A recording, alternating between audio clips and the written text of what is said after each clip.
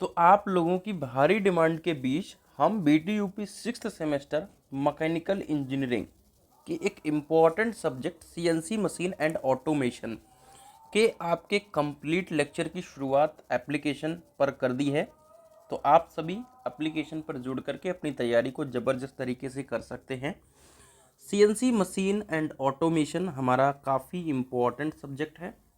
Unit number 1 है introduction. एकदम आप सभी को हम शुरू से पढ़ाएंगे, हर एक यूनिट एक लेक्चर के अंदर ख़त्म हो जाएगा। बिल्कुल शॉर्ट वे में आपको जो चीज़ इंपॉर्टेंट है उसको हम पढ़ाते चलेंगे। तो इम्पॉर्टेंट क्वेश्चन के नोट्स आपको एप्लीकेशन पर मिल जाएंगे। इम्पॉर्टेंट वीडियो लेक्चर रहेगा, PYQ रहता है। और मेन आप सभी का जो काम है इम्पॉर्टेंट क्वेश्चन है, उसमें आप सभी का चैप्टर वाइज और टॉप 15 ये दो चीज़ बहुत ज़्यादा इंपॉर्टेंट है। तो एप्लीकेशन पे जल्दी से जल्दी इनरोल हो जाइए।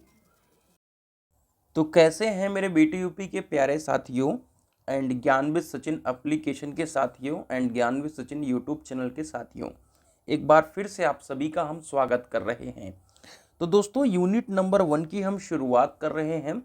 सब्जेक्ट का नाम है सीएनसी मशीन एंड ऑटोमेशन।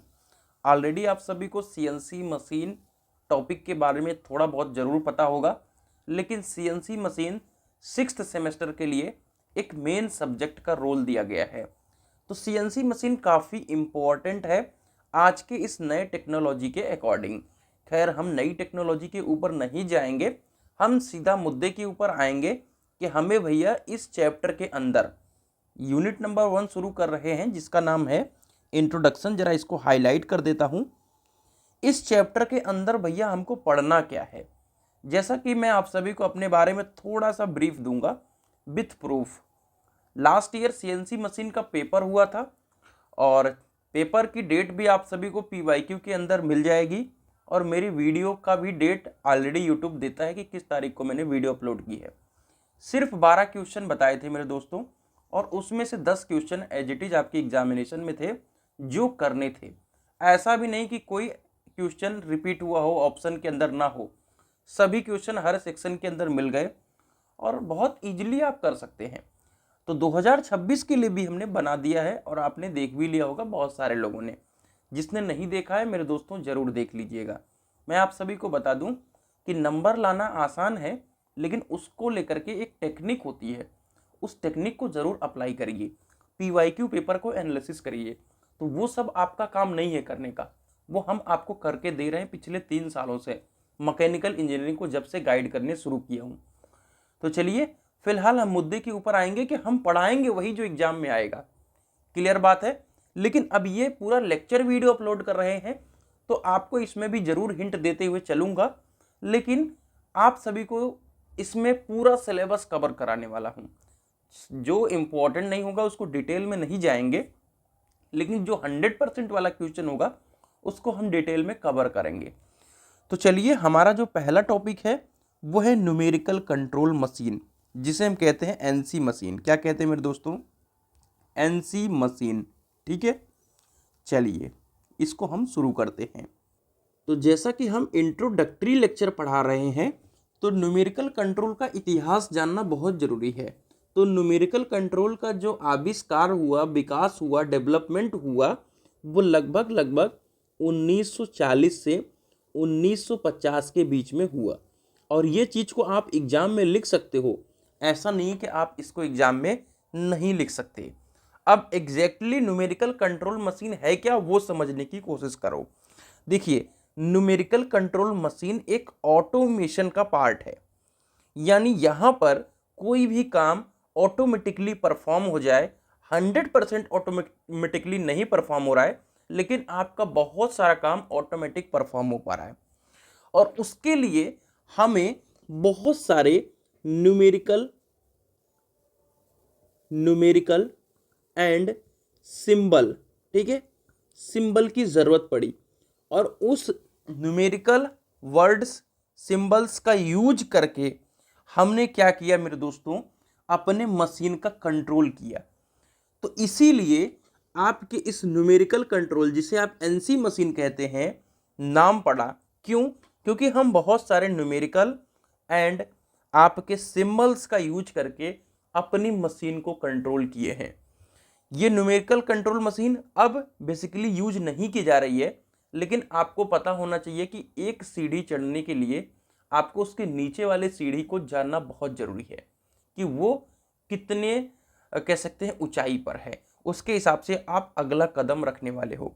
तो उसी तरीके से न्यूमेरिकल कंट्रोल CNC, जिसे आप कंप्यूटराइज न्यूमेरिकल कंट्रोल कहते हैं, जो आज के समय में इंडस्ट्री में यूज होता है, लेकिन हम पॉलिटेक्निक वालों को सिर्फ लेथ मशीन के बारे में पढ़ाया जाता है। इसीलिए हम मैकेनिकल वाले थोड़ा सा पीछे रह जा रहे हैं, क्योंकि जो नई टेक्नोलॉजी आ रही है उसको सिलेबस में ऐड करना चाहिए। फिलहाल 4th सेमेस्टर मैकेनिकल के अंदर मैंने देखा कि CNC लेथ का पार्ट ऐड कर दिया गया है। सो धीरे धीरे उनको भी अपने आप को सुधारने की ज़रूरत है। फिलहाल हम आइए डेफिनेशन को पढ़ते हैं। तो संख्यात्मक नियंत्रण यानी न्यूमेरिकल कंट्रोल, हम न्यूमेरिकल कंट्रोल ही इस्तेमाल करने वाले हैं। योग्य स्वचालन यानी आपके प्रोग्रामेबल ऑटोमेशन का रूप है। कहने का मतलब यह है कि ऑटोमेशन को हम प्रोग्राम करते हैं। अब वो प्रोग्राम किसके माध्यम से करते हैं, तो यहाँ पर न्यूमेरिकल और सिंबल के माध्यम से कर रहे हैं, जिसमें हम मशीन का नियंत्रण किससे करते हैं मेरे दोस्तों, नंबर से या अन्य चिन्हों द्वारा किया जाता है जो टेप पर कोडित होते हैं। एक होता है मेरे दोस्तों टेप, ठीक है, टेप रीडर, ठीक है, और एक होता है पंच, ठीक है, पंच। टोटल मिलाकर के हम इसको बोलते हैं पंच टेप रीडर। क्या बोलते हैं दोस्तों, पंच टेप रीडर। अब इन तीनों का कॉम्बिनेशन समझो। कोई एक टेप होगा मेरे दोस्तों, ठीक है, जिस पे बहुत सारे इस तरीके से आपके खाने बने होंगे और अलग अलग पे अलग अलग कोड होगा। अब आप इस पे क्या करोगे, पंच करोगे। क्या करोगे दोस्तों, पंच करोगे।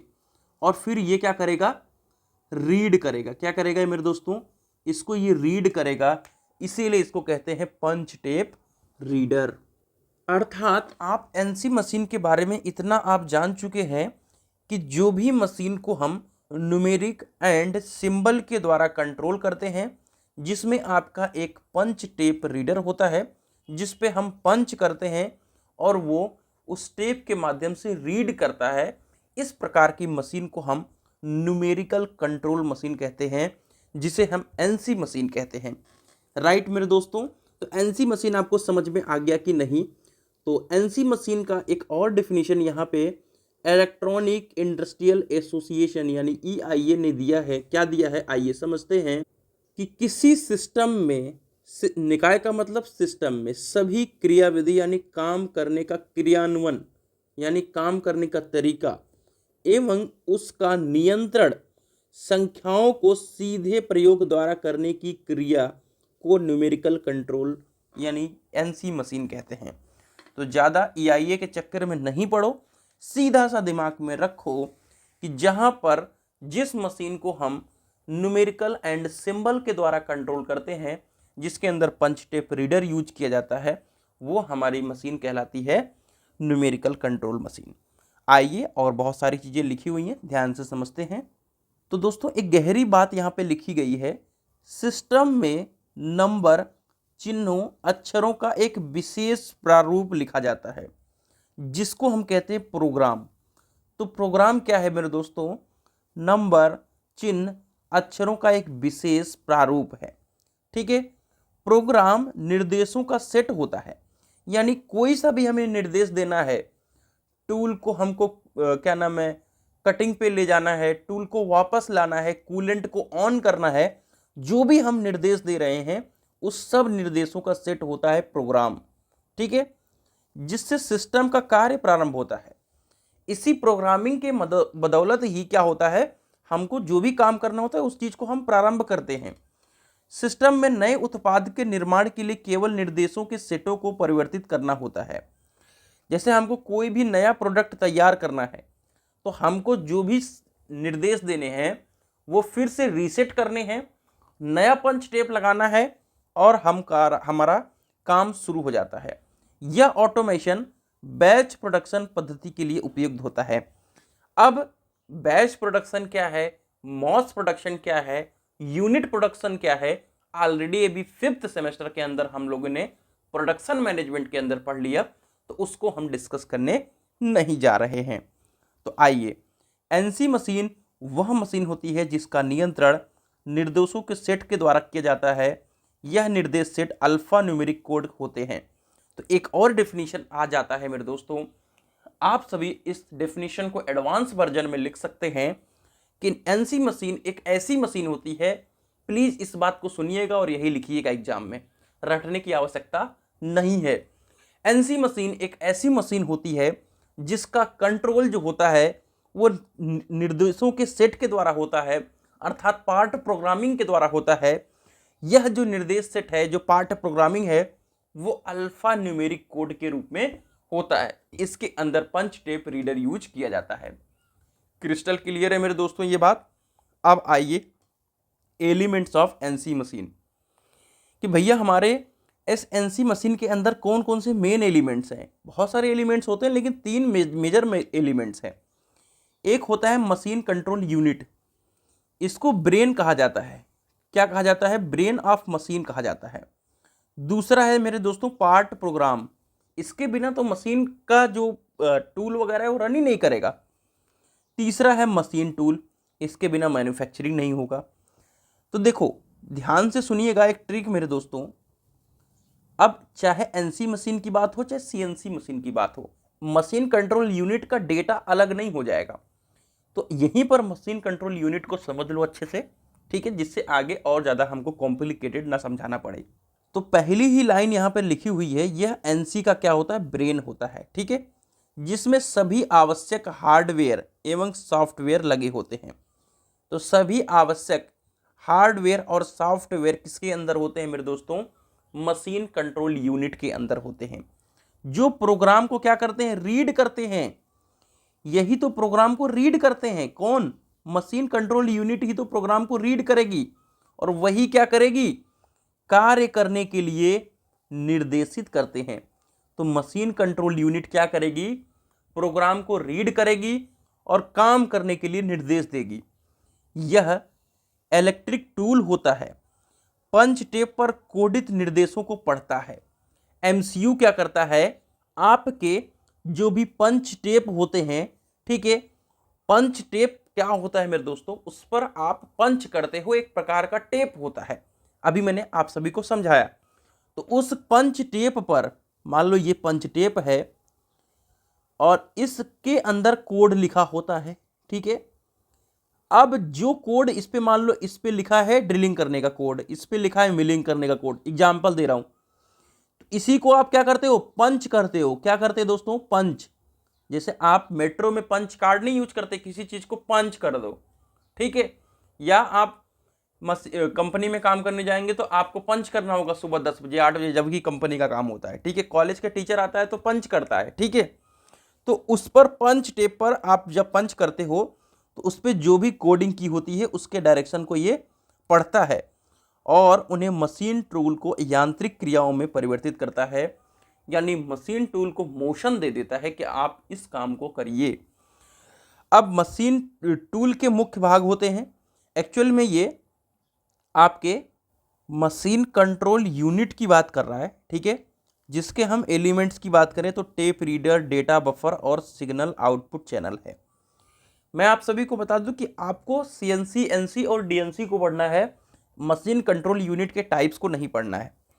टेप रीडर समझ लेते हैं। यह एक इलेक्ट्रोमैकेनिकल टूल होता है जिसमें आवश्यक निर्देशों को विभिन्न सिग्नल के रूप में स्टोर किया जाता है। फिर से सुन लीजिएगा, आपका जो टेप रीडर होता है वो इलेक्ट्रोमैकेनिकल टूल होता है जिसमें आवश्यक निर्देशों को विभिन्न सिग्नल के रूप में स्टोरेज किया जाता है। डेटा बफर के बारे में भी लगे हाथ हम लोग पढ़ लेते हैं, ठीक है। आपके जो टेप रीडर में स्टोर होता है सिग्नल, उसको हम क्या करते हैं? ब्लॉक के रूप में स्टोर डेटा बफर में हम कर लेते हैं। जैसे यहाँ पे ब्लॉक के रूप में दिखा रहा है, तो ऐसे ब्लॉक के रूप में हम करते हैं। सिग्नल आउटपुट चैनल जो होता है मेरे दोस्तों, इसको सर्वो मोटर से जोड़ता है जिसे हम फीडबैक कंट्रोल उपकरण चलाते हैं, ठीक है। तो इसके बारे में आपको मशीन कंट्रोल यूनिट के एलिमेंट के बारे में आपको एक्चुअल में नहीं जानना है। फिर भी आप यहाँ से देख सकते हो इनपुट डिवाइस है, टेप रीडर लगा हुआ है, मेमोरी स्टोरेज है, कंप्रेशर लगा हुआ है और सर्वो मोटर यहाँ पे लगा हुआ है। आप इसको बना सकते हो। टाइप्स ऑफ एमसीयू, हाउस्ड, ठीक है, मशीन कंट्रोल है, स्विंग अराउंड एमसीयू है, स्टैंड अलोन एमसीयू है। याद करने है तो याद कर लीजिएगा। यहाँ पे आपसे नहीं पूछा जाएगा कि आप मशीन कंट्रोल यूनिट के टाइप्स बताओ। पार्ट प्रोग्राम की बात करें तो ये निर्देशों का सेट होता है जो भी प्रचालक आंकड़ों को क्रमबद्ध व्यवस्थित करता है। यानी आप जो भी काम करने वाले हैं उन सभी डेटा को क्या करता है, एक सिग्नल में, एक सिस्टम में व्यवस्थित करता है। जैसे कि कटिंग टूल का पाथ, स्पिंडल की स्पीड क्या होनी है, कितना आपको फीड देना है, कब आपको टूल को चेंज करना है, तो ये सब पार्ट प्रोग्राम के अंदर आता है। देखो, एडवांटेज ऑफ एनसी मशीन और डिसएडवांटेज ऑफ एनसी मशीन पढ़ के रखिएगा। मैं आप सभी को बता दूं कि अगर आप इम्पॉर्टेंट क्वेश्चन को मेरे नहीं देखें तो उसको ज़रूर देख लीजिएगा। उसको बिना फॉलो किए हुए आप एक बेहतर स्कोर तो नहीं अर्जित कर सकते, क्योंकि इम्पॉर्टेंट क्वेश्चन में 2-3 क्वेश्चन ही मैं बताता हूँ और एक्चुअल में वही एग्जाम में आते हैं। तो आप इस चीज़ को थोड़ा सा ध्यान दीजिएगा। आइए हम एनसी मशीन के एडवांटेज को समझेंगे और फिर लिमिटेशन को भी समझेंगे। देखो, कटिंग टूल पर हमारा कंट्रोल आसानी से हो जाता है, ठीक है। प्रोडक्शन की लीड टाइम में कमी होती है, यानी हमको कोई भी काम बहुत इजीली हो पाता है, ठीक है। तो लीड टाइम ऑलरेडी आप इंडस्ट्रियल इंजीनियरिंग में या प्रोडक्शन मैनेजमेंट के अंदर आप पढ़ोगे, प्रोडक्शन की बात है, आप मतलब नॉर्मली समझ सकते हो कि लीड टाइम क्या हो सकता है। लीड लेना, ठीक है, आप क्रिकेट भी देखते हो तो आप लीड लेते हो किसी चीज़ को, ठीक है। तो हमारे ऊपर कोई लीड ना ले सके उस चीज़ को हमको ध्यान में रखना है, यानी हमको कोई भी प्रोडक्ट को समय से पहले तैयार करना है। ह्यूमन एरर, यहाँ पे हिंदी में थोड़ा सा आपको कन्फ्यूजन हो सकता है, कुछ चीज़ें इंग्लिश में भी जानना जरूरी है। ह्यूमन एरर में बहुत कमी आती है। अब भाई ह्यूमन कोई बना रहा है और कोई मशीन बना रहा है, डेफिनेटली अंतर तो आएगा ही। स्क्रैप, स्क्रैप का मतलब क्या होता है, मतलब बहुत ज़्यादा टूट फूट नहीं होता है, ठीक है, यानी जिसे आप लोग कबाड़ कह सकते हैं, ठीक है, वो चीज़ यहाँ पे नहीं होगा। यानी आप प्रोडक्ट को बना रहे हो तो जितना आप मटेरियल लगा रहे हो उसका लगभग 95% मटेरियल यूज हो जा रहा है, 5% स्क्रैप हो रहा है। और अगर कोई ह्यूमन बना रहा है तो पता लगा 50% स्क्रैप बन रहा है, ठीक है। प्रोडक्शन में इंक्रीज होता है, ठीक है, तो ऑब्वियस सी बात है प्रोडक्शन इंक्रीज होने वाला है दोस्तों, ठीक है। निम्न टूल लागत में कमी होती है, कहने का मतलब यह है कि आपको हर एक चीज में यहाँ पे लागत में जो है कमी आपको देखने को मिलने वाली है। इन्वेंट्री में कमी आती है। इन्वेंट्री आप सभी जानते भी होंगे, ठीक है, फिर भी मैं समझा देता हूँ इन्वेंट्री को थोड़ा सा, ठीक है। इन्वेंट्री एक्चुअल में कहते हैं कि आप कहीं पर भी अपने प्रोडक्ट को स्टोर करके रखो, ठीक है, लेकिन किस चीज को स्टोर करके रखो, रॉ मटेरियल को, ठीक है, अधूरा माल जिसको काम को करना है, ठीक है, उस चीज को आप स्टोर करके रखो, तो उसमें क्या आएगी, कमी आएगी, यानी आप उस चीज को फटाफट से कंप्लीट कर लोगे। अगर आपका मशीन बनाएगा तो आपको निरीक्षण टाइम में कमी आएगी, यानी आपको ज़्यादातर इंस्पेक्शन करना नहीं पड़ेगा। और उच्च मशीन की उपयोगिता, ठीक है, आप किसी भी तरीके से मशीन को बहुत अच्छी तरीके से उपयोग कर पा रहे हो। मशीन टूल एवं ऑपरेटर सुरक्षा में वृद्धि, अब कोई हाथ से काम कर रहा है और कोई मशीन काम कर रही है तो ऑपरेटर का जरूरत पड़ेगा और ऑपरेटर वहां पे क्या है, सुरक्षित रहेगा। अब आते हैं हम अपने अगले topic, limitations of NC machine, ठीक है। आपकी प्राइमरी कॉस्ट बहुत ज़्यादा होती है, स्टार्टिंग में बहुत ज़्यादा पैसा लगेगा।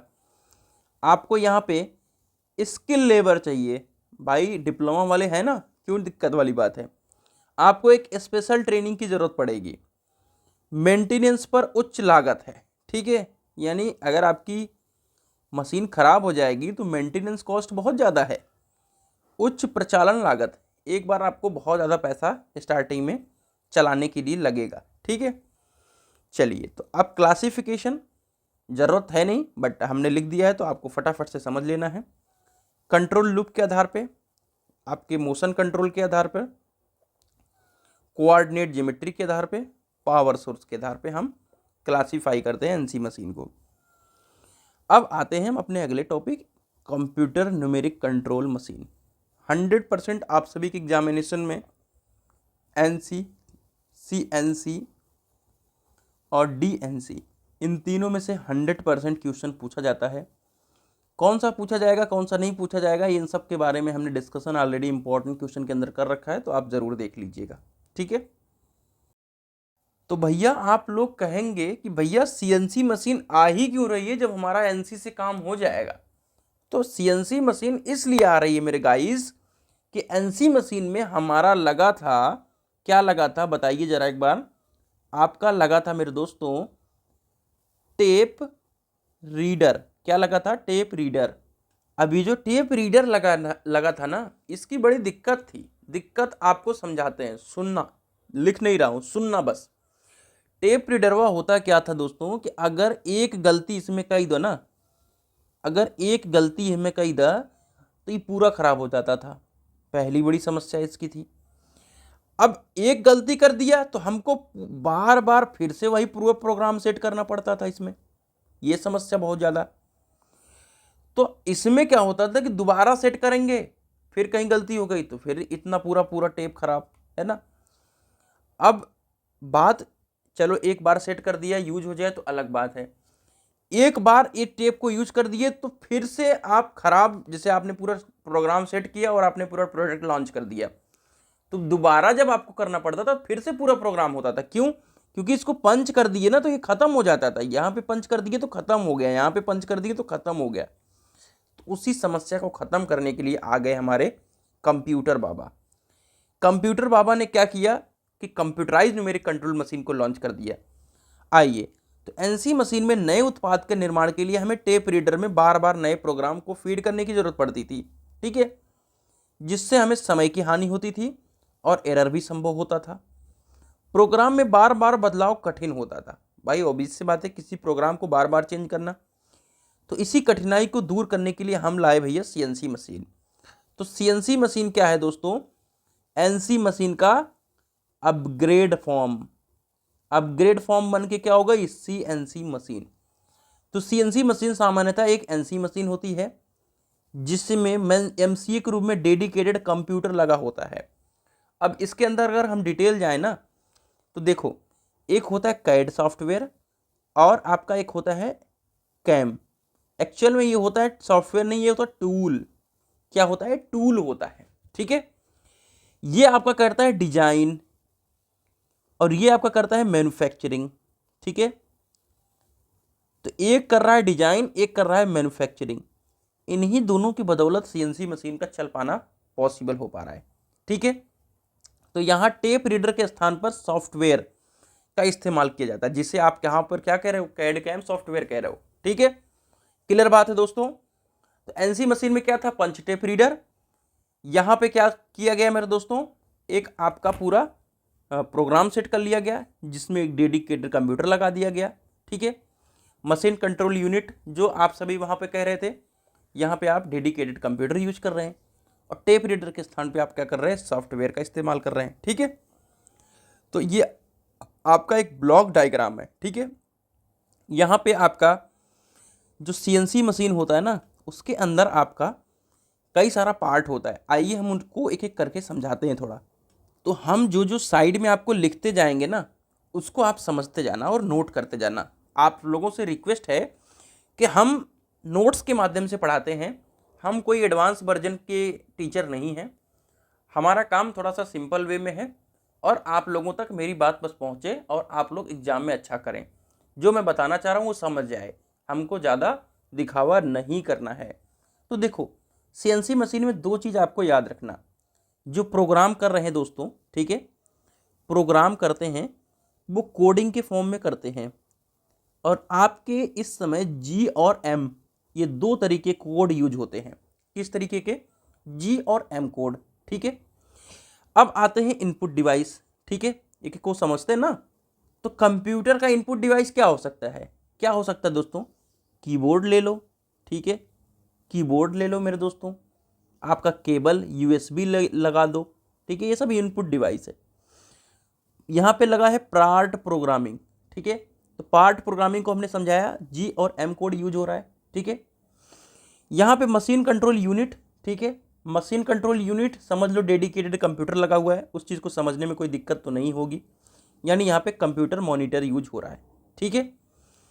अब लगा है ड्राइविंग सिस्टम, ठीक है, आपका ड्राइविंग सिस्टम होता है, ठीक है, जो क्या करता है मेरे दोस्तों, मोटर, चाहे वो सर्वो मोटर लगा हो चाहे स्टेपर मोटर, जैसा यूज होगा, ठीक है, वो ये क्या करेगा, ड्राइविंग सिस्टम मशीन को चलाने के लिए यूज होता है, ठीक है, मशीन को चलाने के लिए ड्राइविंग सिस्टम यूज होता है। यहाँ पे फीडबैक सिस्टम लगा हुआ है, यानी आपके प्रोग्राम की और मशीन की दोनों की स्थिति को बताने के लिए यूज होता है फीडबैक सिस्टम, ठीक है। इतनी बात क्लियर है। चलो, ये तो आपका मशीन का ही डायग्राम हो गया, जिसमें आपको बहुत सारे फंक्शंस देखने को मिलेंगे, और किस चीज़ का फीडबैक देता है, पोजीशन का, स्पीड का, ये सब की फीडबैक देता है, ठीक है। यहाँ पे टूल लगा हुआ है, तो टूल के बारे में जानना तो आसान है, ठीक है। और ये आपका डिस्प्ले यूनिट होता है, जहाँ पे आपको सारी चीज़ें डिस्प्ले होती रहती हैं, ठीक है। तो यही सारी चीज़ें आपके मशीन सीएनसी मशीन के अंदर होता है। तो इतना ही आपका पूरा कहानी है सीएनसी मशीन का। आइए, तो सीएनसी मशीन के हमने पूरे सिस्टम को समझ लिया, अब यहाँ पर इसको डिस्कस नहीं करूँगा, आप जान गए। पार्ट प्रोग्राम को समझ लेते हैं थोड़ा। देखो, अगर पार्ट प्रोग्राम को थोड़ा यहाँ पे समझ लेते हो ना, तो यूनिट नंबर 3 होगा या 4 होगा, वहाँ पे भी पार्ट प्रोग्रामिंग के बारे में क्वेश्चन पूछते हैं, ठीक है, डायरेक्टली। तो आपको वहाँ पर भी थ्योरी बनाने में थोड़ा आसानी रहेगी, ठीक है। तो पार्ट प्रोग्राम क्या है दोस्तों, संकेतों और आदेशों का विस्तृत सेट होता है।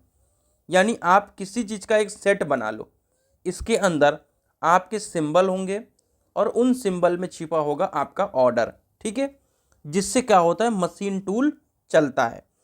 आपने इस सिंबल को दबाया, मान लो आपने G01 सिंबल को दबाया, ठीक है, या M00 सिंबल को दबाया, ठीक है, तो इसके अंदर प्रोग्राम है, किस चीज़ का प्रोग्राम है, मान लो कूलेंट ऑफ का प्रोग्राम है, मशीन ऑन का प्रोग्राम है, जिस चीज़ का प्रोग्राम होगा, ठीक है, तो उसका एक विस्तृत सेट होगा, और जो भी आप सिंबल दोगे और उसके हिसाब से ऑर्डर सेट होगा, यानी उस प्रोग्राम के अंदर, और आपके मशीन के टूल चलने लगेगा। सभी निर्देशों को एक निश्चित क्रम में व्यवस्थित करके कोऑर्डिनेट ज्योमेट्री में गति एवं भरण के अनुसार व्यवस्थित किया जाता है।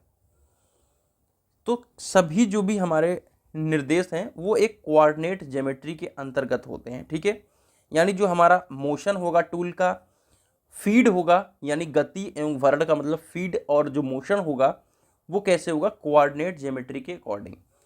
मान लो यहाँ पर आपको फिनिशिंग करना है, तो कोऑर्डिनेट ज्योमेट्री के अकॉर्डिंग होगा कि आपका टूल यहाँ से यहाँ चलेगा, फिर यहाँ से यहाँ चलेगा।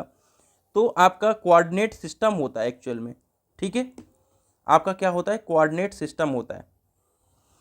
तो कोऑर्डिनेट सिस्टम क्या करता है दोस्तों, दो तरीके का होता है, ध्यान से सुनिएगा, शायद आपको हायर क्लासेज में पढ़ने का मौका मिले।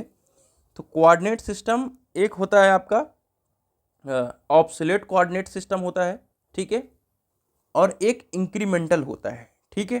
तो दोनों का मतलब थोड़ा समझ लेते हैं। ऑब्सोल्यूट का होता है कि मतलब यहाँ से यहाँ जाएगा और फिर यहाँ से यहाँ जाएगा, ठीक है। इंक्रीमेंटल क्या करता है कि यहाँ से यहाँ गया, फिर आपका लौट के नहीं आएगा, यहीं से फिर से नया टूल बन जाएगा और यहाँ पहुँच जाएगा, ठीक है। तो इससे समय बचता है, ठीक है। तो हम कोऑर्डिनेट ज्योमेट्री के अकॉर्डिंग फीड वगैरह देते हैं। पार्ट प्रोग्रामिंग सभी टूल के लिए सभी एलिमेंट जैसे मशीनिंग, ठीक है, आदि के लिए क्या करता है, सभी राशियों को क्या करता है, एनालिसिस करता है। तो पार्ट प्रोग्रामिंग सभी एलिमेंट्स, मशीन के सभी एलिमेंट्स, टूल के सभी एलिमेंट्स का क्या करता है दोस्तों, एनालिसिस करता है। तो पार्ट प्रोग्राम को कंप्यूटर की भाषा में लिखते हैं, कंप्यूटर में ऑटोमेटेड प्रोग्रामिंग टूल में हम इसको यूज करते हैं, लिखते हैं, ठीक है। तो प्रोग्राम को हम कैसे लिखते हैं, कंप्यूटर की भाषा में लिखते हैं। तो ये आपका पार्ट प्रोग्रामिंग का कुछ हो गया। अब अगला है मशीन कंट्रोल यूनिट, ठीक है। तो मशीन कंट्रोल यूनिट यानी एमसीयू, अभी हम थोड़ी देर पहले इसको पढ़ चुके हैं, फिर भी हम थोड़ा सा ब्रीफ में बता देते हैं, क्योंकि आप सभी से सीएनसी मशीन का एलिमेंट पूछ सकता है, तो एलिमेंट के अंदर इन सभी को आपको लिखना है। एक माइक्रो कंप्यूटर होता है जिसमें सभी प्रोग्राम को फीड करते हैं। प्रोग्राम निर्देशों के रूप में कंप्यूटर की भाषा में फीड किए जाते हैं। ठीक है, कहने का मतलब ये जो भी प्रोग्राम है वो आपके निर्देशों के रूप में, जो भी आपको डायरेक्शन देना है टूल को, कूलेंट को, मशीन को, उसके रूप में क्या करते हैं, कंप्यूटर की लैंग्वेज में जी कोड एम कोड में फीड करते हैं। ठीक है, क्लियर है मेरे दोस्तों। जो मशीन टूल को क्या करता है, चलाता है। एमसीयू के 2 यूनिट होते हैं। ठीक है, आपका डेटा प्रोसेसिंग यूनिट और कंट्रोल लूप यूनिट। ठीक है, चलिए, तो ये एक सॉफ्टवेयर का ग्रुप होता है जिसमें बहुत सारे एलिमेंट्स होते हैं। ठीक है, कंट्रोल सिस्टम सॉफ्टवेयर होता है, कैलकुलेशन एल्गोरिदम होता है, ट्रांसलेशनल सॉफ्टवेयर होता है, इंटरपोलेशन एल्गोरिदम होता है। ठीक है, तो ये सब आप इसके अंदर देख सकते हो। अब एप्लीकेशंस बहुत पूछा जाता है, तो सीएनसी मशीन के एप्लीकेशंस आप जितना चाहें भर भर के लिख सकते हैं। ठीक है, एरोस्पेस हवाई जहाज के उपकरणों के उत्पादन में, आज के समय में ऑटोमोबाइल में, ठीक है, और उसके पार्ट्स को बनाने में, कॉम्प्लेक्स स्ट्रक्चर को बनाने में, बैच प्रोडक्शन के लिए, कॉम्प्लेक्स प्रोसेस के लिए हम सीएनसी मशीन को यूज करते हैं। ठीक है, एडवांटेज को समझ लेते हैं सीएनसी मशीन के कि क्या क्या एडवांटेज होते हैं। आज के समय में प्रोग्रामिंग करना आसान हो गया है, कंप्यूटर पर आप प्रोग्रामिंग करते हैं, आपकी उत्पादन दर बहुत ज़्यादा हाई होती है, आपको उच्च गुणवत्ता प्राप्त होती है, और स्क्रैप जो है उत्पादन बहुत कम होता है, यानी बहुत कम स्क्रैप एनसी मशीन के कंपेयर में देखने को मिलता है। जॉब एवं टूल के परिवर्तन में क्या होती है, फ्लेक्सिबिलिटी आती है। क्या आती है, फ्लेक्सिबिलिटी। ठीक है, अभी आप लोग एफएमएस पढ़ के आए होंगे। ठीक है, इसके बाद भी सीएनसी मशीन के बाद रुका नहीं कुछ भी। ठीक है, एफएमएस आया है, आपने फ्लेक्सिबल मैन्युफैक्चरिंग सिस्टम शायद 4th सेमेस्टर में पढ़ लिया होगा, याद नहीं होगा क्योंकि एक रात में पढ़ के पास हो जाते हैं ना आराम से। तो और ह्यूमन एरर में कमी होती है, तो ये सबसे बड़ी बात है। ठीक है, चलिए डिसएडवांटेज को समझ लेते हैं। ठीक है, डिसएडवांटेज क्या है कि इसकी प्रारंभिक लागत उच्च होती है। ऑब्वियस सी बात है, प्रारंभिक लागत हमेशा ही उच्च रहेगी और स्किल्ड लेबर की आवश्यकता होगी। मेंटेनेंस बहुत ज़्यादा महंगा होगा। सीएनसी की स्थापना वातानुकूलित स्थान पर होती है, जो महंगा होता है, आपको वहाँ पे पूरा वातानुकूलन बनाना पड़ता है। ठीक है, तो ये चीज़ आपको ध्यान में रखना होता है। चलिए, तो अगला है हमारा डायरेक्ट न्यूमेरिकल कंट्रोल। ठीक है, क्या हमारा डीएनसी। अब भैया सीएनसी तो थी, चलो एनसी है, उसके बाद हमारा सीएनसी भी आ गया। अब हमें क्या और परेशानी है जो डीएनसी हमको लाना पड़ रहा है, तो आइए हम डीएनसी को भी समझेंगे। तो एक्चुअली में जो डीएनसी मशीन का कह सकते हैं काम जो बढ़ा, वो इस तरीके से बढ़ा मास प्रोडक्शन के लिए। मैं आप सभी को यहाँ पे लिख भी देता हूँ, मास प्रोडक्शन के लिए। अब हो क्या रहा है मेरे दोस्तों, आप एक पर्टिकुलर मशीन को चलाने के लिए एक पर्टिकुलर कंप्यूटर का यूज कर रहे थे, जिसे हम सीएनसी मशीन कह रहे थे। उसमें आपने डिजाइन किया और आपने प्रोग्रामिंग किया, आपका मैन्युफैक्चरिंग हो रहा है। लेकिन आपको अगर वही प्रोडक्ट बहुत सारे नंबर्स में बनाना है, तो आप क्या करोगे, एक बार प्रोग्रामिंग कर दोगे और एक बार कंप्यूटर से कंट्रोलिंग प्रोग्रामिंग और सिस्टम कर दोगे, तो आपके सेवरल सीएनसी और एनसी मशीन चलने लगेंगे उससे। तो उससे हम कहते हैं direct numeric control machine. Clear बात है मेरे दोस्तों। तो सीएनसी मशीन बहुत सारी हो और एक कंप्यूटर हो, तो इस प्रकार की मशीन को कहते हैं डायरेक्ट न्यूमेरिक कंट्रोल मशीन। तो उत्पादन की एक ऐसी प्रणाली जिसमें बहुत सारी कंप्यूटर द्वारा कंट्रोल की जाने वाली मशीन, यानी एनसी मशीन जब कंप्यूटर द्वारा कंट्रोल की जाएगी तो उसे हम कहेंगे सीएनसी। ठीक है, जिसे हम आपका सीएनसी मशीन कहते हैं। तो उत्पादन की एक ऐसी प्रणाली जिसमें बहुत सारी मशीन एक कंप्यूटर द्वारा कंट्रोल की जाती है, जिसे हम सेंट्रल कंप्यूटर कहते हैं, जिससे सीधे जुड़कर उत्पादन प्रक्रिया क्रियान्वित होती है, उसे डीएनसी कहते हैं। अर्थात एक सेंट्रल कंप्यूटर लगा होता है, उसके अंदर बहुत सारी एनसी और सीएनसी मशीनें होती हैं, जिसमें यहाँ लिखा हुआ है बहुत सारी एनसी कंप्यूटर वाली मशीन। ठीक है, तो direct numeric control is a type of manufacturing system in which several CNC machines are controlled by a host or mainframe or central computer. यानी बहुत सारे सीएनसी मशीन को एक सेंट्रल कंप्यूटर के द्वारा कंट्रोल किया जाता है, इसे हम कहते हैं डीएनसी मशीन। ठीक है। तो यहाँ पर देख सकते हैं आपका सेंट्रल कंप्यूटर यूज हो रहा है, ठीक है, और उसको हमने पार्ट प्रोग्रामिंग कर दिया। और आप देख सकते हैं बहुत सारे यहाँ पर CNC मशीन्स यूज हो रहे हैं और एक ही कंप्यूटर के द्वारा, एक ही प्रोग्रामिंग के द्वारा ये इनका कम्युनिकेशन हो रहा है और ट्रांसमिशन हो रहा है, ठीक है। क्लियर बात है। चलिए आगे चलते हैं एलिमेंट्स ऑफ DNC मशीन। तो वही एलिमेंट्स हैं आप सभी का, यहाँ पे मेन फ्रेम कंप्यूटर यानी सेंट्रल कंप्यूटर यूज होगा और मेमोरी यूज होगा। कम्युनिकेशन नेटवर्क यानी आपका एक सेंट्रल कंप्यूटर जब होगा, ठीक है, तो उससे कम्युनिकेशन डिवाइस यूज होंगी, तभी तो आपके कई सारे CNC मशीन यहाँ पर यूज हो पाएंगे, ठीक है। तो यहाँ पे आपका कम्युनिकेशन नेटवर्क भी यूज होगा, ठीक है भैया। चलो और क्या है, NC-DNC मशीन टूल, वो तो रहना ही रहना है। अब आते हैं एडवांटेज के ऊपर और डिसएडवांटेज के ऊपर।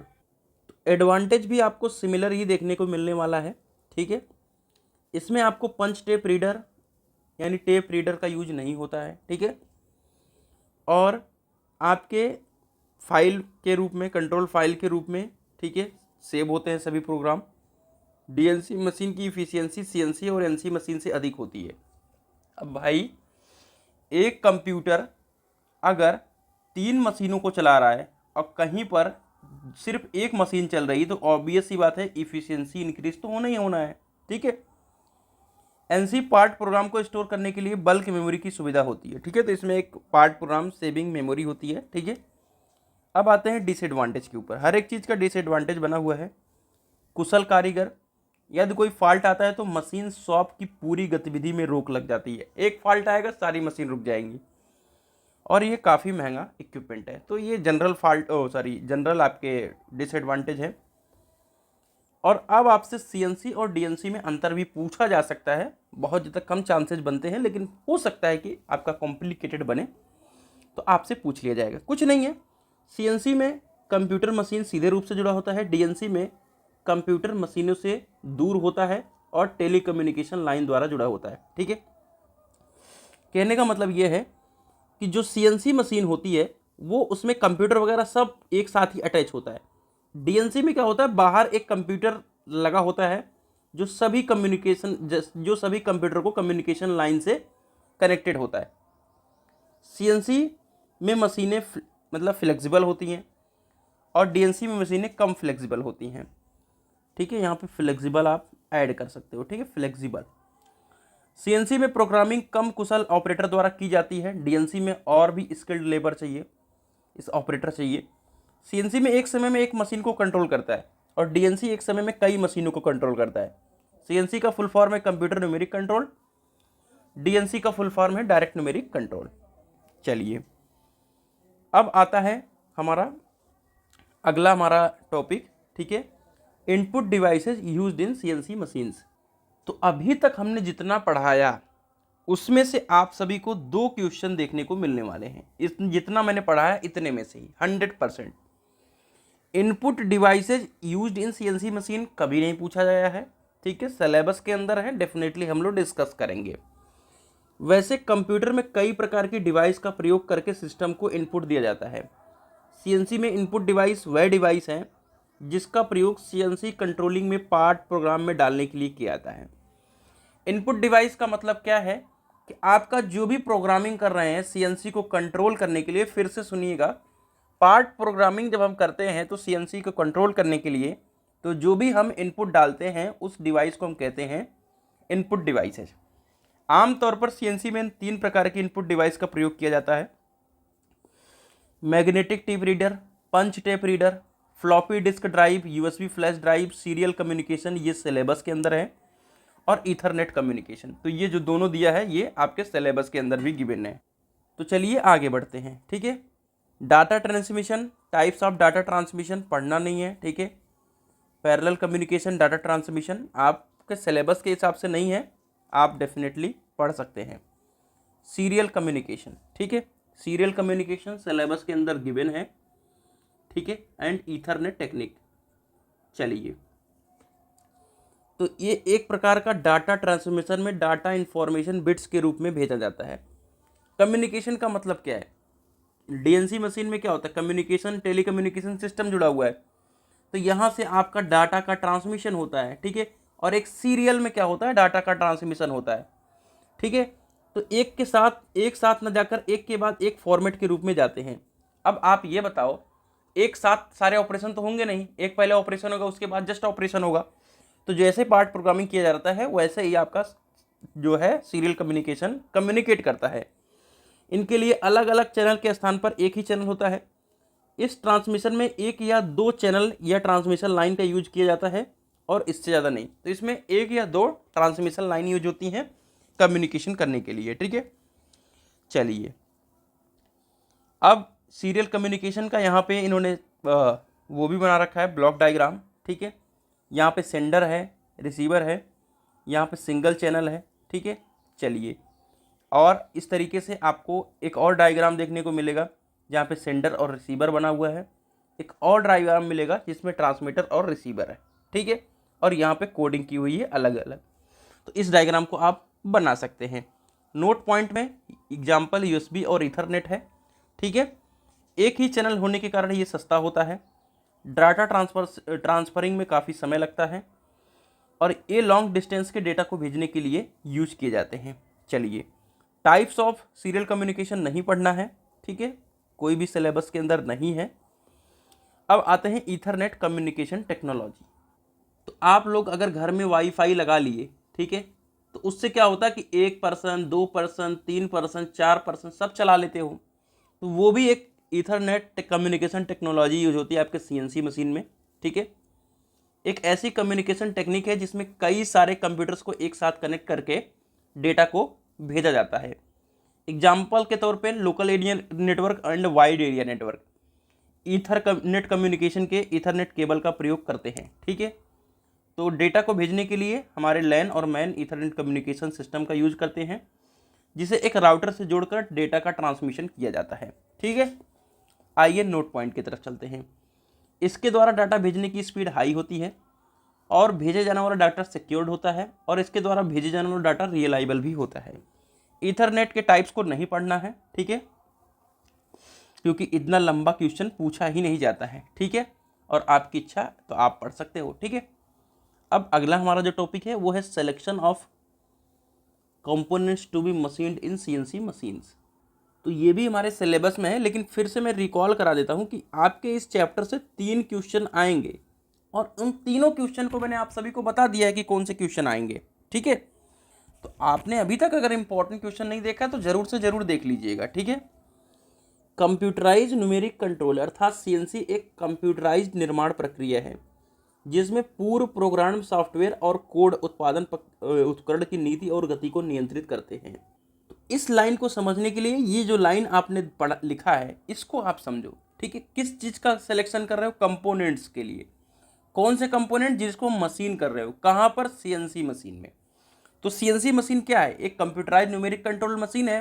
कैसी मशीन है, निर्माण प्रक्रिया अर्थात मैन्युफैक्चरिंग मशीन है, ठीक है। कैसी मशीन है, मैन्युफैक्चरिंग मशीन है। इसमें क्या होता है, प्रोग्राम किया जाता है सॉफ्टवेयर पर और कोडिंग करके उपकरण को हम आपके जो भी मशीनिंग का प्रोसेस है उसको हम कंट्रोल करते हैं। CNC machining grinder, lathe, turning, milling जैसी कई जटिल मशीनरी को नियंत्रित करती है। यानी सीएनसी मशीन के अंदर सीएनसी लेथ में आपकी टर्निंग हो रही, मिलिंग हो रही है, ठीक है। सीएनसी लेथ है, उसमें ग्राइंडिंग वगैरह हो रही है। तो कई सारे मशीनिंग सिस्टम को ये कंट्रोल कर रही है, जिनका उपयोग विभिन्न भागों और प्रोटोटाइप को काटने, आकार देने और बनाने के लिए किया जाता है, ठीक है। सीएनसी मशीन ऑटोमेटेड मशीन है, स्वचालित यानी ऑटोमेटेड मशीन है, जो निर्माण उपयोग में एक महत्वपूर्ण भूमिका निभाती हैं और मैनुअल प्रोसेस की तुलना में अधिक सुसंगत हैं, अधिक स्किल्ड हैं, ठीक है, और अधिक क्या है, सटीक परिणाम को प्रदान करती हैं। इतनी बातों को समझने में कोई दिक्कत ही नहीं आनी चाहिए। ये मशीन न केवल जटिल कटाई करती हैं यानी कॉम्प्लेक्स आकार को बनाती हैं और विभिन्न प्रकार के वस्तुओं का निर्माण, बल्कि ह्यूमन एरर को कम करने में अच्छी मशीनें हैं। तो सीएनसी मशीन के अंदर जी कोड और एम कोड इनका एक सॉफ्टवेयर प्रोग्रामिंग लैंग्वेज यूज किया जाता है जो सीधे और तार्किक तरीके से लिखी जाती हैं। यहाँ पर यानी आपका कोडिंग होता है, प्रोग्रामिंग होता है जी और एम कोड के रूप में, ठीक है। और जी और एम कोड के रूप में G01 G02 इन सब के रूप में आपको बहुत सारी चीज़ें लिखी जाती हैं जिसे हम प्रोग्राम करते हैं और उससे मशीन हमारी कंट्रोल होती है। यह मशीन उत्पादन के लिए सटीक मेजरमेंट बताता है, विशेष रूप से फीड यानी कितनी फीड देनी है, कितनी उसकी स्पीड रखनी है, कहाँ पर करना है, ये सब मशीन को फ्लेक्सिबल और विभिन्न भागों के उत्पादन में सुसंगत होने की अनुमति देता है। ये मशीन की फ्लेक्सिबिलिटी को बढ़ाता है और हमारा उत्पादन स्मूथ हो, इन सब चीज़ों को ये कंट्रोल करता है। सीएनसी मशीन का उपयोग करने वाले कुछ उद्योग विभिन्न विनिर्माण, धातु निर्माण, ऑटोमोबाइल, ठीक है, इलेक्ट्रॉनिक्स, कृषि आदि के हैं। सीएनसी मशीन इस समय हर जगह पर यूज हो रहा है, तो ये चीज़ आप छोड़ दीजिए कि सीएनसी मशीन नहीं यूज होगा। तो सीएनसी मशीन में यूज होने वाले कंपोनेंट्स कौन कौन से हैं, ये आप सभी एमसीयू है, और एमसीयू को मैंने अभी बहुत बारीकी से समझाया हुआ है। फिर से भी हम थोड़ा सा एमसीयू के बारे में डिस्कशन कर लेंगे, बिल्कुल इस पर टाइम वेस्ट नहीं करेंगे। तो जो आप सभी का एमसीयू होता है, ठीक है, वो क्या होता है, आपके कंट्रोलिंग का हार्ट होता है, ठीक है, और जहाँ पर आप क्या करते हैं, प्रोग्राम करते हैं, और उसी मेमोरी में हम क्या करते हैं, इन्फॉर्मेशन को कलेक्ट करते हैं। डाटा एक्सेप्ट होने के बाद हम क्या करता है, सीपीयू डीकोड करता है। किसी चीज़ को डीकोड करने का मतलब क्या है कि आपने M01 दबाया तो आपका काम ये होने लगा, तो इसे डीकोड कहते हैं, ठीक है। इसमें डेटा को स्पेसिफिक पोजीशन, कंट्रोल और वेलोसिटी कंट्रोल सिग्नल्स में बदल देता है। यानी हमारा टूल्स का पोजीशन कहाँ होना चाहिए, हमारी मशीन का वेलोसिटी सिस्टम, मशीन किस तरीके से एक्शन कर रही है, इन सब चीज़ों का जो है ये डेटा कलेक्ट करता है और उसको कंट्रोल करता है। यह उन एक्शंस को बचने के लिए स्पिंडल और कंट्रोल एक्सिस के मूवमेंट की निगरानी भी करता है। यानी स्पिंडल, यानी जी स्पिंडल का मतलब होता है धुरी, ठीक है, अभी 5th सेमेस्टर में आपने पढ़ के भी आए स्पिंडल वगैरह के बारे में, पता नहीं क्या पढ़ा है। कंट्रोल एक्सिस मूवमेंट यानी आपका जो आपका कंपोनेंट है, मशीन है, टूल है, वो कितना मूवमेंट कर रहा है, आपका जो स्टेपर मोटर है वो कितना तेज़ चल रहा है, ठीक है, इन सब के बारे में वो आपका निगरानी रखता है। जो प्रोग्राम किए गए डेटा को से मेल नहीं खाते, पहले उन्हें किए गए कार्यों को सही कर देता है। कहने का मतलब ये है कि जो भी आपने प्रोग्राम किया है, अगर डेटा मैच नहीं कर रहा है, मान लो आपने प्रोग्राम किया है कितना मटेरियल यहाँ पे यूज होगा और उसमें मटेरियल ही नहीं है, तो पहले उस चीज़ को सही करो, फिर आपका प्रोसेस आगे बढ़ेगा, ठीक है। और इनपुट डिवाइस वे डिवाइस है, ठीक है, यहाँ पे इनपुट डिवाइस के बारे में बोला गया है जिनका उपयोग सीएनसी कंट्रोल में पार्ट प्रोग्राम में डालने के लिए किया जाता है। तो इनपुट डिवाइस के बारे में भी यहाँ पे बात किया गया है, ठीक है। अभी ऑलरेडी हमने इनपुट डिवाइस को डिस्कस कर लिया, जिसमें आपका magnetic tape reader, punch card, ठीक है, ये सब होते हैं, ठीक है। इन्फॉर्मेशन देने के लिए इनपुट हम दिया जाता है। ये मशीन कंट्रोल पैनल एक होता है, ठीक है, जिसे फ्लैट एरिया कहते हैं। यहाँ पे ऐसी तरीके से ये पैनल होता है और यहाँ पे सारी चीज़ें अवेलेबल होती हैं, ठीक है। तो आपकी मशीन में क्या परफॉर्म हो रहा है उस चीज़ की मॉनिटरिंग कर सकते हो। जो भी उपकरण है उसको आप फ्लो फास्ट कर सकते हो। जो ऑपरेटर एनसी सिस्टम के बीच में इंटरफेस के रूप में कार्य करता है, यानी ऑपरेटर काम कर रहा है और फ्लैट पैनल के अंदर अपना काम देख भी रहा है। किसी प्रोग्राम को एग्जीक्यूट करने से पहले मशीन को सिस्टम मेमोरी को आवश्यक भाग प्रोग्राम के साथ लोड करने। कोई सा भी प्रोग्राम चलेगा उसके लिए ज़रूरी है कि आपका जो भी वहाँ पे मेमोरी सिस्टम काम कर रहा है वो आपको प्रॉपर दिशा निर्देश दे, उस चीज़ को आप मेमोरी के अंदर अपलोड करो प्रोग्रामिंग को। एक करेक्ट रेफरेंस पॉइंट स्थापित करने और अन्य आवश्यक कमांड के संदर्भ में तैयार किया जाना चाहिए। तो प्रोग्राम हमको कैसे तैयार करना है, मेमोरी के अंदर सारे डेटा को क्या करना है, सारे डेटा को, इम्पॉर्टेंट डेटा को लोड करना है और हमको जो भी करेक्ट रेफरेंस पॉइंट है वहाँ पे अपने टूल को स्थापित करना है और फिर हमको कमांड देना है। तैयारी के बाद सीएनसी फिर मेमोरी में कलेक्ट पार्ट प्रोग्रामिंग के बाद मशीन पर गति, स्पिंडल फंक्शन और टूल फंक्शन दूरी को कंट्रोल करता है। आप सब काम शुरू कर दिए, फिर सीएनसी मशीन क्या करेगी, पार्ट प्रोग्राम जैसे आपने किया है उस हिसाब से मशीन की स्पीड क्या रखनी है, स्पिंडल का क्या स्पीड रखना है, उन सबको ये आपका कंट्रोल करेगा। अगला पार्ट होता है मशीन टूल, ठीक है। तो मशीन टूल, इसकी वजह से ही आप किसी भी चीज़ को कर पाते हो। तो सीएनसी कंट्रोल करने वाले विभिन्न प्रकार के मशीन टूल्स हैं, लेकिन इन सभी में से एक चीज़ समान है, वह है एक स्लाइड टेबल और एक स्पिंडल, ठीक है, जिससे स्थिति और गति को कंट्रोल किया जा सकता है, ठीक है। तो एक आपका टेबल और एक स्पिंडल, ये दोनों सब के लिए सेम है और जिससे आप क्या करोगे, अपने मशीन के टूल को कंट्रोल करोगे, ठीक है। अब क्या आता है problems with conventional NC machine, ठीक है। अर्थात इस क्वेश्चन का कहने का मतलब ये है कि हम सीएनसी को लाए हैं तो एनसी के बाद। तो भैया हमारा ऐसा क्या प्रॉब्लम था जो हमको सीएनसी को लाना पड़ा एनसी छोड़ करके, ठीक है। तो पहला तो हमारा पंच टेप है, इसके बारे में भी ऊपर हम लोगों ने डिस्कस कर लिया। तो पंच टेप क्या होता था मेरे दोस्तों कि उस पर आपको बार बार इंफॉर्मेशन और इंस्ट्रक्शन को देना होता है, और अगर आप उसमें कुछ भी गलत कर दिए तो वो पूरा आपका पंच टेप खराब हो जाएगा। और ये काफ़ी नाजुक मटेरियल के बने होते हैं, इसलिए इनके बार बार यूज होने के कारण फटने की संभावना होती है।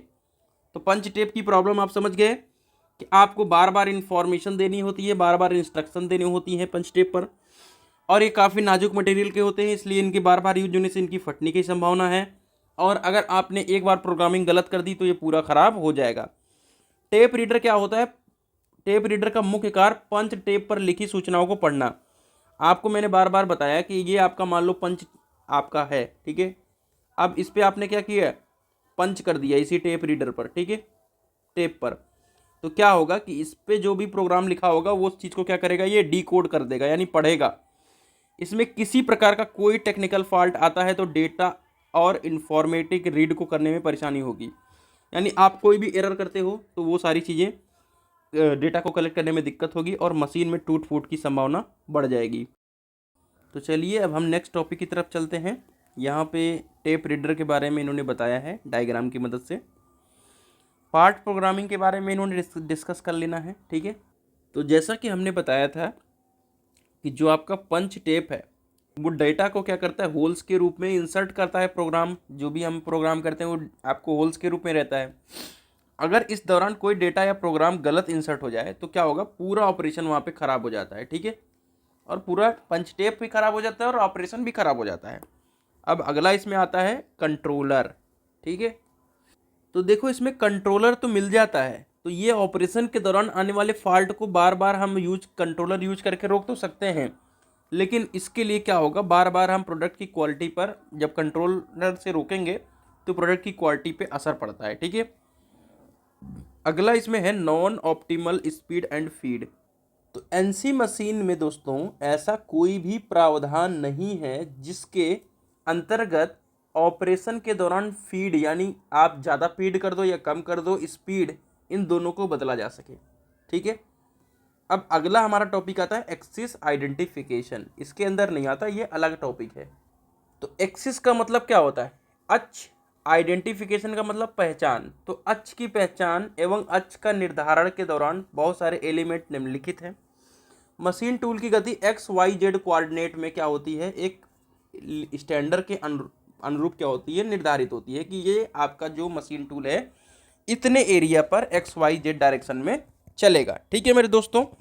तो अब इसके निम्न फैक्टर्स हैं, ठीक है, क्या क्या है, machine tool, workpiece, machine की स्थिति और कार्यखंड और मशीन टूल, ठीक है।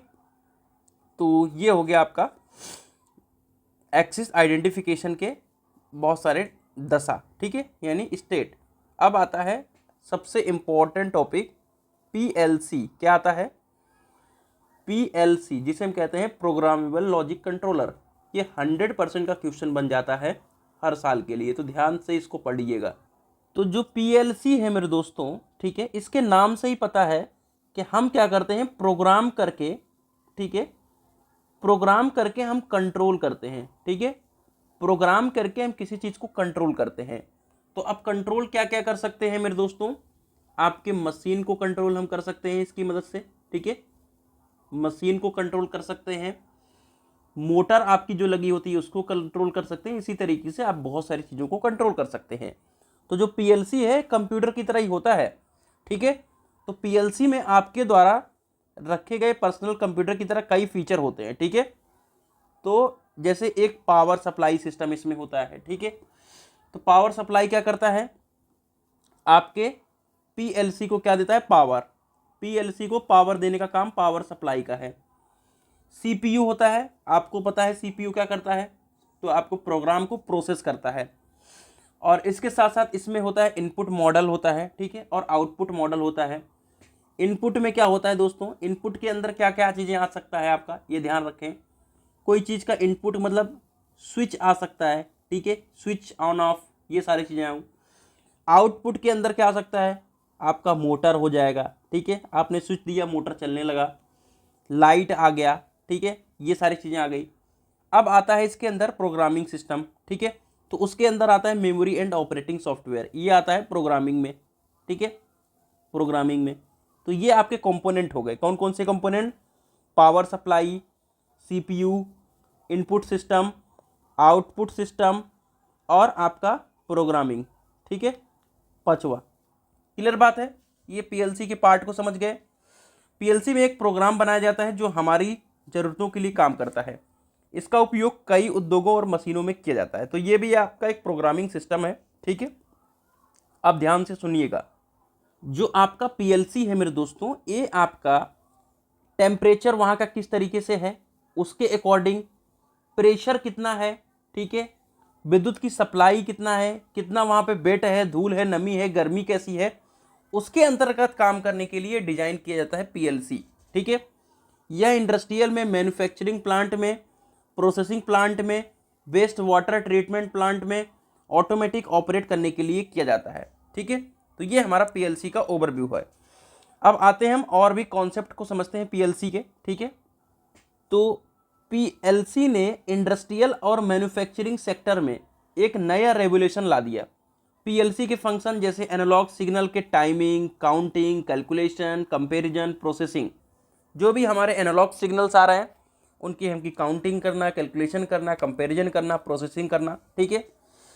हार्ड वायर्ड कंट्रोल सिस्टम के स्थान पर पीएलसी एक उपयोग है, इसलिए किया जाता है क्योंकि आप पीएलसी को रिप्लेस करने के बाद उसे कम लागत पर प्रोग्राम कर सकते हैं।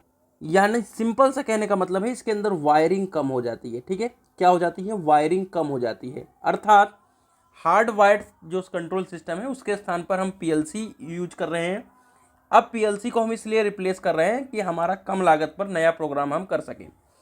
पीएलसी जो है एक डिजिटल कंप्यूटर है जो विद्युत यांत्रिक प्रवाहित जो भी आपका इलेक्ट्रिकल मैकेनिकल सिस्टम है उसको ऑटोमेटिक बनाने के लिए यूज किया जा रहा है पीएलसी, ठीक है। पीएलसी गंभीर स्थितियों जैसे धूल, गर्मी, नमी और सर्दी के लिए आपका क्या होता है, पैक होता है, यानी ये सभी सिस्टम चीज़ों को देखते हुए आपका काम करेगा।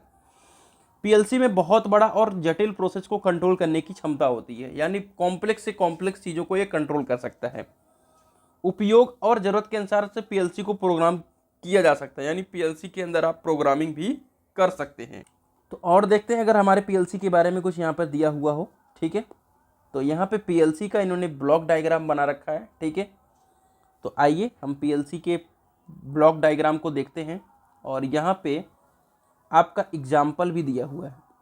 मान लीजिए हमारे पास एक बल्ब है और जो कि एक स्विच से कनेक्ट है, ठीक है, और हर 30 सेकेंड में ऑन करना है और ऑफ करना है, तो आप उसको कर लेंगे। लेकिन अगर हमें 10 बल्ब को 20 सेकेंड में ऑन ऑफ करना है तो हम टाइम डिले लगा कर लेंगे, यानी आप थोड़ा सा टाइम लगेगा।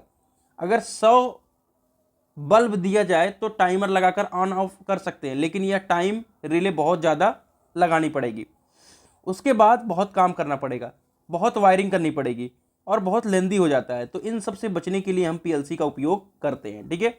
यहाँ पे पावर सप्लाई है, इसका सेंट्रल प्रोसेसिंग यूनिट है, यहाँ पे आपका इनपुट मॉड्यूल है, सेंसर लगा हुआ है यहाँ पर, ठीक है, आउटपुट मॉड्यूल है, स्पीकर चलाएंगे, लाइट, रिले कनेक्टर्स है, ये आपका प्रोग्रामिंग डिवाइस है और मेमोरी जिससे हमारा ये आपका सीपीयू रन कर रहा है। तो ये पीएलसी का ब्लॉक डायग्राम है। इसी के सहारे हमारा यूनिट नंबर 1 भी कंप्लीट हुआ। तो यूनिट नंबर 1 कैसा रहा ज़रूर बताइएगा और फिर हम यूनिट नंबर 2 की शुरुआत करेंगे।